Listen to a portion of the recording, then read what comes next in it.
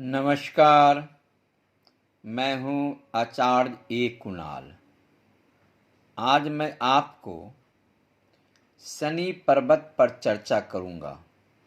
किसी व्यक्ति का या आपका या मेरा या किसी व्यक्ति का अगर शनि पर्वत, ये शनि पर्वत है जो बीच वाले उंगली यानी मध्यमा उंगली के ठीक नीचे वाले माउंट को शनि पर्वत कहते हैं।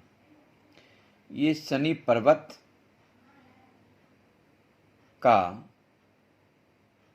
उठना और गिरना यानी शनि पर्वत फेवर में होना या नहीं फेवर में होना, इस प्रभाव पर चर्चा करेंगे।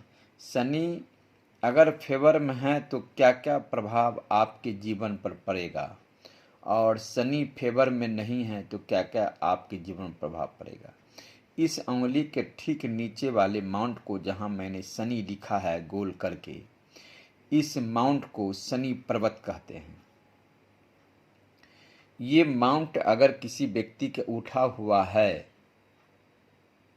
तो अलग प्रभाव पड़ेगा जीवन पर। अगर ये धसा हुआ है तो अलग प्रभाव पड़ेगा इसके जीवन पर।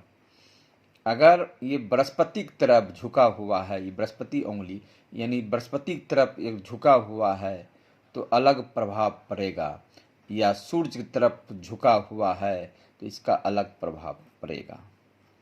आज मैं ये तीनों बातों पर चर्चा करूंगा। शनि के बारे में चर्चा करूंगा, शनि अगर बृहस्पति तरफ झुका हुआ है उस पर चर्चा करूंगा, शनि अगर सूर्य की तरफ झुका हुआ है तो इस पर मैं चर्चा करूंगा, और इस शनि के फेवर में करने के लिए उपचार बताऊंगा। आज मैं शनि को फेवर में करने के लिए उपचार भी बताऊंगा। जो शनि को अपने तरफ करने में, शनि को खुश करने में, शनि को अपने तरफ फेवर में करने के लिए क्या करना चाहिए। आज कई विषय पर मैं चर्चा करूंगा आपको। ऐसा व्यक्ति अगर शनि पर्वत किसी, ये मध्यमा उंगली ठीक नीचे वाला माउंट शनि पर्वत अगर आपका उठा हुआ है, उभरा हुआ है, माने ऊपर उभरा हुआ यानी खिला हुआ है, ऊपर की ओर उठा हुआ है, माउंट धसा हुआ नहीं उठा हुआ है, ऐसा व्यक्ति एकांत प्रिय होता है। ऐसा व्यक्ति एकांत प्रिय होता है तथा ऐसा मानते हैं कि जीवन का प्रत्येक परिवर्तन बेहतरीन के लिए नहीं, आपूर्ति संघर्ष के लिए होता है। इनके जीवन में व्यवहारिकता अधिक होती है, पर चिंतन का दृष्टिकोण नकारात्मक होता है।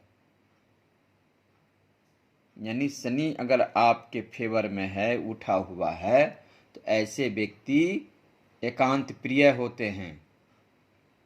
ठीक है। और ऐसे व्यक्ति का जीवन शनि फेवर में रहने के कारण धन धनाढ़ वाला व्यक्ति होता है, धन वाला व्यक्ति कहलाता है जब शनि फेवर में होता है। तो यही पर्वत अगर किसी कारणवश धस गया है, गिरा हुआ है, दबा हुआ है, तो उसका प्रभाव मैं फिर से बता रहा हूँ। यानी आपको उठा हुआ प्रभाव बताया, अब आपको मैं गिरा हुआ शनि के बारे में प्रभाव बताऊंगा। अगर शनि पर्वत इस प्रकार से अगर है, ये पर्वत अगर धसा हुआ है, साफ धसा हुआ है, तो इस पर मैं आज चर्चा करूंगा। धसा हुआ का मतलब है इसका प्रतिफल अशुभ को आशंका रहेगी। ऐसा व्यक्ति आसानी से उदास भावों से घिर जाता है तथा अनजाने भय के कारण वस्तु स्थिति का सही लाभ नहीं उठा पाता है। ऐसा व्यक्ति वस्तु स्थिति का सही लाभ नहीं उठा पाता है। जब शनि धसा हुआ होता है तो ऐसा व्यक्ति सही वस्तु का लाभ नहीं उठा पाता है। अगर ये शनि पर्वत आपका बृहस्पति की ओर है, इस अंगुली की तरफ है, यानी शनि पर्वत अगर बृहस्पति की ओर है तो इसका प्रभाव जानिए आप। अगर बृहस्पति की ओर शनि पर्वत है तो आप उत्साहपूर्ण विचारों से ओत-पोत रहेंगे। लोग आपसे सलाह मांगेंगे, मार्गदर्शन प्राप्त करने के लिए आएंगे आपके पास, आकर उन्हें पूर्ण संतुष्टि मिलेगी। नहीं, आप एक सामाजिक लोग होंगे, समाज में आदर सम्मान लोग करेंगे। ये शनि, अगर यही शनि पर्वत सूर्य की तरफ झुका हुआ है तो उस पर विचार मैं कर रहा हूँ। ये शनि पर्वत अगर सूर्य की तरफ, अनामिका अंगुली की तरफ जो माउंट है उसके तरफ अगर झुका हुआ है तो इसका अर्थ है कि आपके विचार शक्तिपूर्ण एवं